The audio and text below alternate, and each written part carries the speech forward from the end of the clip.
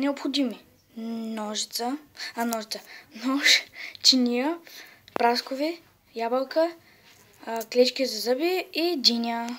Отрежете от динята едно парче, след което изрежете кора. След това нарежете на малки парчета. След това нарежете прасковата на парчета. Нарежете ги ето така. След това нарежете на ето такива малки парчета. След това нарежете ябълката и на тези парчета. И миксът в тази купа: праскови, ябълка и диня. Взимаме клечки за зъби и нанизваме всички плодове.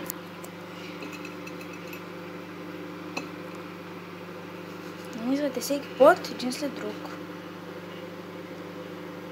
Динята може и на по-малки парчета, защото се получава ето това. И едва ще го лапнете. И това са нашите хапки от плодове и можете да ги използвате за парти, за разни други неща. И мисля, че доста бързо ще свършат. И ето това остана от купата и чинията с нашите хапки, плодови хапки. Надявам се да ви е харесал клипът и да ви помогне. Ето не го заболя корема вече от бързо тъпкане. Добре.